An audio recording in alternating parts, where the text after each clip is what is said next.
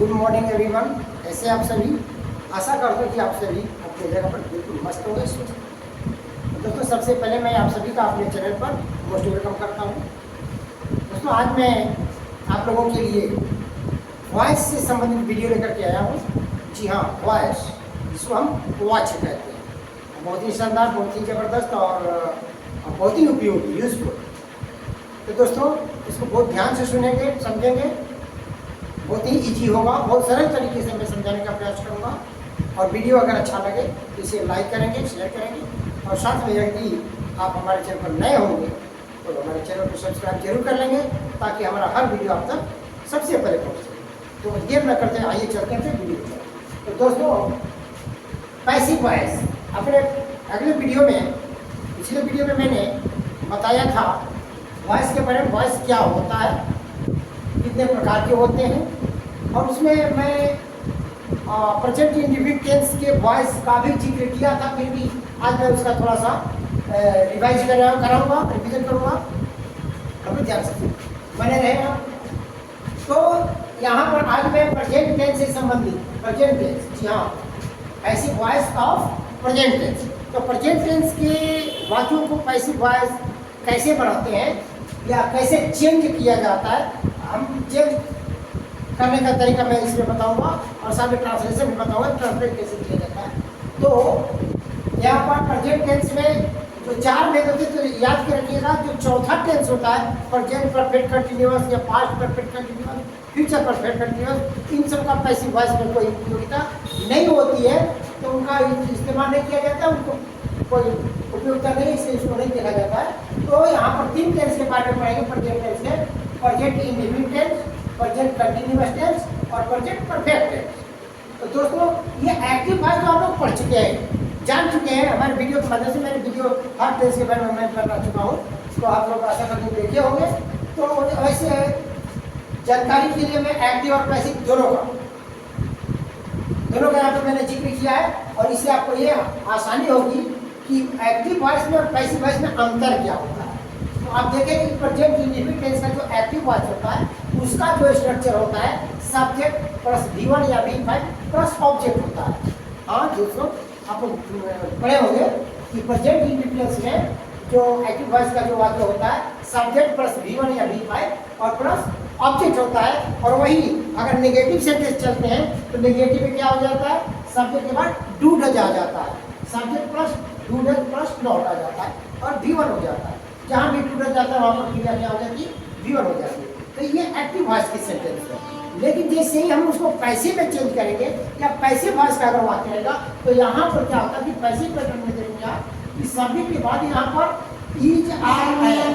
हाँ दोस्तों, ये ध्यान में रखिएगा, प्रेजेंट इंडेफिनिट में इज आर एम जो है आ जाता है पैसिव वॉइस में, और इज आर एम, और इसके बाद जो क्रिया जहाँ पर V1 V5 है, और पैसिव वॉइस में केवल और केवल V3 ही होता है, चाहे टेंस कोई भी हो। इसको ध्यान में रखिएगा कि चाहे टेंस कोई भी हो, पैसिव वॉइस के वाक्य में हमेशा V3 ही होता है। ये बहुत इजी हो जाता है। तो ये हो गया। अब प्रेजेंट कंटिन्यूअस में चलते हैं। प्रेजेंट कंटिन्यूअस का स्ट्रक्चर क्या होता है, subject plus is are am plus V4, यानी V में क्रिया में ING जोड़ दिया जाता है प्लस ऑब्जेक्ट, ये होता है। अब इसका अगर हम पैसिव में देखते हैं, तो पैसिव में जो होता है, सब्जेक्ट के बाद इज आर एम तो सेम रहता है, लेकिन इसके बाद एक शब्द अलग से जुड़ जाता है कंटिन्यूअस में, चाहे प्रेजेंट का कंटिन्यूअस हो या पास्ट का कंटिन्यूअस हो या फ्यूचर का कंटिन्यूअस हो, कोई भी कंटिन्यूअस हो, कंटिन्यूअस में एक शब्द जुड़ जाता है, बीइंग। ध्यान रखेंगे, बीइंग। और यहाँ पर नॉट का जिक्र मैंने इसलिए किया है कि अगर नेगेटिव सेंटेंस होगा तो जो नॉट है उसको इज आर एम और बीइंग के बीच में लिखेंगे, यानी बीइंग जो है नॉट के बाद आएगा। अगर नॉट नहीं रहेगा तो कोई बात नहीं। और इसके बाद क्रिया V3 देखिए यहाँ पर V3। तो और जो ऑब्जेक्ट होता है उसको बाई से जोड़ देते हैं, ये कोई खास मायने नहीं रखता। अगर ऑब्जेक्ट दिया है के द्वारा तो हम ले लेते हैं, नहीं है तो नहीं लिखेंगे, कोई जरूरत नहीं होता है। अब देखते हैं प्रेजेंट परफेक्ट टेंस से। तो प्रेजेंट परफेक्ट टेंस जो होता है प्रेजेंट अधिकार, तो उसका स्ट्रक्चर होता है सब्जेक्ट प्लस हैज है प्लस V3। हाँ दोस्तों, सब्जेक्ट प्लस हैज है प्लस V3 प्लस ऑब्जेक्ट होता है। लेकिन जब इसको पैसिव वॉइस में कन्वर्ट करते हैं तो क्या हो जाता है कि हैज के बाद एक शब्द बढ़ जाता है बीइंग। जैसे यहाँ पर इज आर एम के बाद क्या बढ़ गया, बीइंग बढ़ा है, और वैसे इसमें क्या हो गया बीइंग, बाकी वही भी इसमें भी होता है। ऐसा करते हैं दोस्तों, ये बात आप लोगों को समझ में आ चुकी होगी। आइए हम इसको एग्जाम्पल से देखते हैं। यहाँ पर दिया गया है एक्टिव वॉइस के कुछ सेंटेंस हैं तीनों टेंस से लेकर। जैसे ये दिया गया है he does not write a letter, negative दिया गया है he does not write a letter. अगर इसको आपको कन्वर्ट करना होगा पैसिव में तो क्या लिखेंगे, जैसे मैंने अपने पिछले वीडियो में मैं बताया था कि ऑब्जेक्ट को सब्जेक्ट बना लिया जाता है और सब्जेक्ट को ऑब्जेक्ट, यानी जो सब्जेक्ट होता है उसको ऑब्जेक्ट की जगह पर लिखते हैं और जो ऑब्जेक्ट होता है उसको सब्जेक्ट की जगह पर लिखते हैं। बाकी बीच की प्रक्रिया जो है ये होती है। तो आइए देखते हैं। तो यहाँ पर ऑब्जेक्ट क्या है, अ लेटर, तो अ लेटर सबसे पहले लिखेंगे अ लेटर,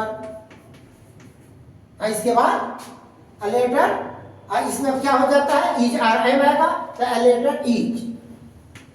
अब यहाँ पर इसके इज आने के बाद V3, तो V3 यहाँ पर जो यहाँ पर डू डज और राइट लिखा है तो नेगेटिव है, तो नेगेटिव यहाँ पर नॉट दे लेंगे, ए लेटर इज नॉट, और जो V1 यहाँ पर है ये क्या हो जाएगा V3, तो a letter is not written, और इसके बाद जो ऑब्जेक्ट है ही, अब उसको हम क्या से जोड़ेंगे बाय से, by him, by him. A letter is not written by him. यहाँ पर है I am writing a poem. I am writing a poem. अब इसको जब पैसिव में चेंज करेंगे तो a poem जो ऑब्जेक्ट है उसको हम सब्जेक्ट की जगह पर यहाँ पर ले आएंगे, और I जो सब्जेक्ट है उसको हम ऑब्जेक्ट की जगह पर ले जाएंगे, तो हो जाएगा a poem, a poem।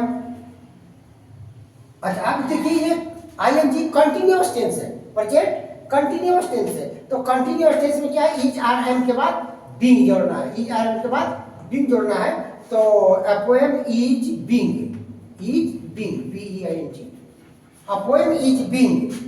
इसके बाद राइटिंग जो है B3 है, B4 है, वहां पर हम क्या कर देंगे इसमें B3, a poem is being written by, I है तो क्या हो गया मी, आई है वो देखिए ऑब्जेक्ट की जगह पर चला गया, और जो सब्जेक्ट है वो ऑब्जेक्ट, जो ऑब्जेक्ट था वो सब्जेक्ट की जगह पर आ गया है। आइए और देखते हैं, वी है नहीं एक और है यहाँ पर, सॉरी ये जो है यहाँ पर इसका है, अब यहाँ पर टी, तीसरा you are not taking tea, you are not taking tea. अब इसको हम देखते हैं, तो यहाँ पर यू जो सब्जेक्ट है वो ऑब्जेक्ट की जगह पर जाएगा, और जो ऑब्जेक्ट टी है वो सब्जेक्ट की जगह पर आएगा, तो सबसे पहले हम क्या लिखेंगे टी, और इसके बाद वही टेंस है प्रेजेंट कंटिन्यूअस का आईएनजी है बिफोर, तो इज आएगा और नेगेटिव है नॉट है, टी इज नॉट, इसके बाद being, T is not being. जैसा कि आप देख रहे हैं कि इज आर एम के बाद नॉट, इसके बाद बीइंग है, यानी बीइंग से पहले नॉट पहले लिख रहे तब बीइंग करेंगे, तो T is not being taken, taking है यहाँ पर B4 है, लेकिन यहाँ पर इसमें क्या हो जाएगा B3, टेकन, इसके बाद बाय यू का ऑब्जेक्ट यू ही होता है, by you, tea is not being taken by you. आगे देखते हैं, अब यहाँ पर परफेक्ट प्रेजेंट परफेक्ट है जब प्लस B3 होता है, तो we have won the match, हम लोग मैच जीत चुके हैं, we have won the match, तो द मैच जो ऑब्जेक्ट है इसको हम सब्जेक्ट लिखेंगे द मैच, और मैच के साथ यहाँ पर देखिए वी है प्लूरल वर्ब है सब्जेक्ट, तो उसके साथ हैव आया है, लेकिन यहाँ पर सिंगुलर है द मैच, तो यहाँ पर क्या आ जाएगा हैज हो जाएगा, द मैच हैज, और यहाँ पर क्या देखिए इसमें हैज के बाद बीन जोड़ देंगे, the match has been, the match has been क्या वो B3 पहले से है, B3 का B3 रह जाएगा, केवल बीन जोड़ देना, बाकी सब वही है, सब्जेक्ट ऑब्जेक्ट कर दीजिए, not been more, the match has नहीं, नॉट नहीं है, द मैच हैज बीन वोन, इसके बाद सब्जेक्ट भी है तो इसको बाई पास कर देंगे। हो गया। एक सेंटेंस और है, यहाँ पर आप देखेंगे लास्ट, दे है किल अ स्नेक। तो स्नेक जो ऑब्जेक्ट है ये सब्जेक्ट की जगह पर आएगा और दे जो सब्जेक्ट है वो ऑब्जेक्ट की जगह पर जाएगा। तो अ स्नेक यहाँ पर लिखेंगे हम, अ स्नेक।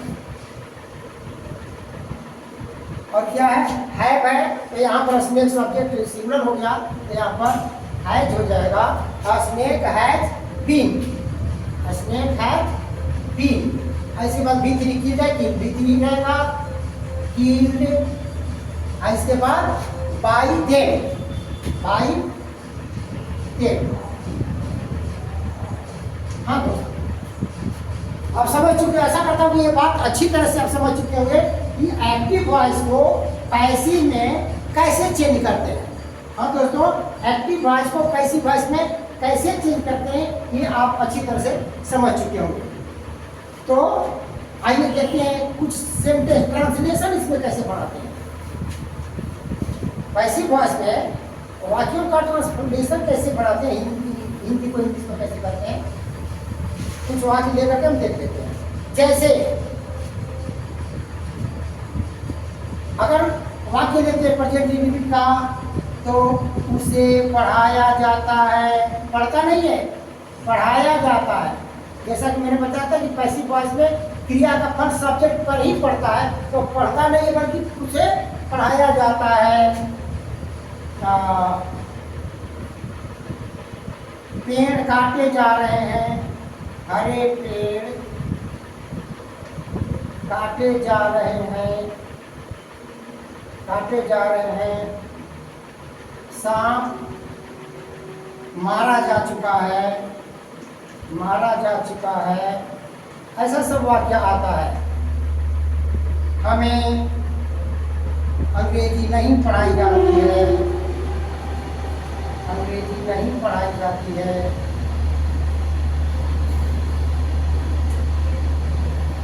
दुकानें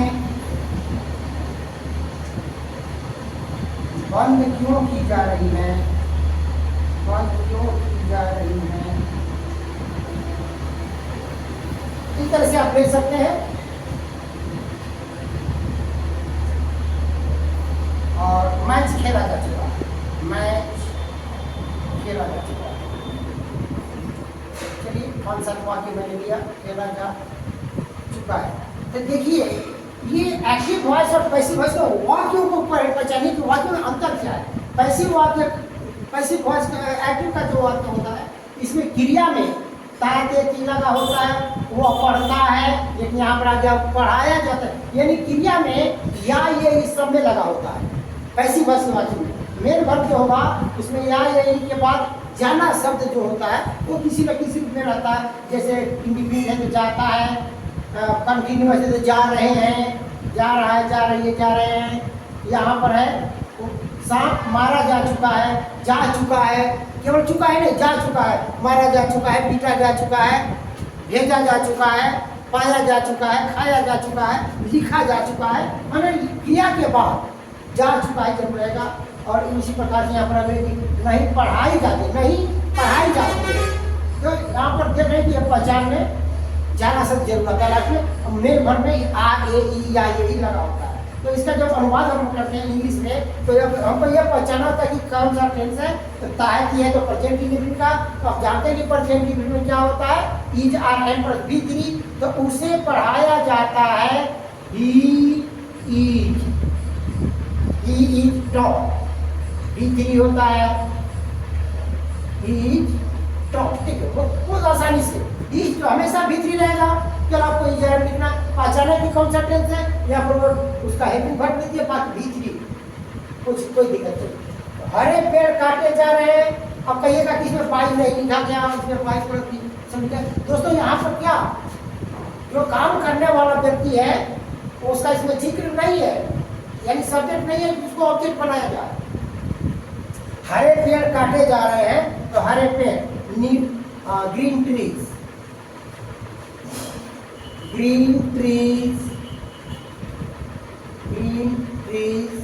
अब ये काटे जा रहे हैं, कंटिन्यूअस का है तो प्लूरल है तो आर आएगा, और आर के बाद क्या आएगा, being, is being, are being, and being होता है, are being. Green trees are being cut, cut का भी कट होता है, कट। हो, सांप मारा जा चुका है, ये परफेक्ट का हो गया।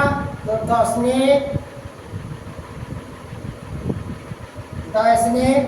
मारा जा चुका है, हैज बीन, यहाँ पर था, has been, the snake has been, मारा जा चुका, भीतरी हमेशा देंगे, मारा जा चुका। हमें अंग्रेजी नहीं पढ़ाई जाती है, देखिए फिर इंडिफिनिट का क्या प्रेजेंट का, तो इज नॉट, आर नॉट लिखेंगे, तो हमें अंग्रेजी नहीं पढ़ाई जाती है। इसमें देखिए दो सब्जेक्ट, दो ऑब्जेक्ट है, दोनों में किसी को भी हम सब्जेक्ट बना सकते हैं, वी भी है, इंग्लिश भी है, तो हम दोनों तरीका से बना सकते हैं। इसको भी सब्जेक्ट बना करके बना सकते हैं और इंग्लिश को भी बनाकर बना सकते हैं। तो अगर इसका बनाएंगे, हमें अंग्रेजी नहीं पढ़ाई जाती है, तो वी आर, इंडिफिनिट का इंजर लगेगा, वी आर नहीं पढ़ाई जाती है, not taught, not taught English, English. या इसको अगर हम बनाएं, या अगर इंग्लिश को हम लेते हैं तो इंग्लिश को यहाँ पर कर देंगे, वी को वहाँ पर कर देंगे, English, English is not taught, English is not taught us. हमें देखिए दोनों तरह से बना सकते, किसी को भी बना सकते हैं। अगर दो ऑब्जेक्ट है तो किसी भी एक को ऑब्जेक्ट के सब्जेक्ट ले करके उसको बना सकते हैं। अब यहाँ पर है दुकानें बंद क्यों की जा रही है, तो क्यों की जा रही है, इंट्रोगेटिव है, तो पहले इंट्रोगेटिव वर्ड लिखिए, वाई, दुकान प्लूरल है, आर, वाई आर दुकानें, shops, why are the shops, और इसके बाद इज आर एम में जा रही है, कंटिन्यूअस है, इज आर एम के बाद बिंग लगाना है, why are the shops being, being बंद की जा रही है, क्लोज, क्यों बंद की जा रही है, why are the shops being close. एक और है सेंटेंस, इसको भी देख लेते हैं, मैच खेला जा चुका है, खेला जा चुका है, खेल चुके हैं बल्कि खेला जा चुका है, तो यहाँ पर the match, the match, match के साथ सिमिलर है, हैज बीन, और इसके बाद खेला जा चुका है, प्ले। तो दोस्तों आशा करता हूँ कि टेंस अगर होता है, अनुवाद बनाने के लिए सेंटेंस मिलता है, तो अनुवाद भी इस तरह से बहुत आसानी से बना सकते हैं। आपको एक बात ध्यान रखना है कि वो पहचानना है कि कौन सा टेंस है, एक्टिव है या पैसिव है, यह पहचानना है, और इसके बाद उस टेंस में हेल्पिंग वर्ब क्या रखना है। इसके बाद कोई चिंता नहीं कि V1 होगा कि V3 होगा कि V4 होगा कि क्या होगा, सब में V3 लिखेगा। तो दोस्तों आज के लिए बस इतना ही। आशा करता हूँ कि वीडियो दोस्तों आप लोगों को बहुत पसंद आया होगा।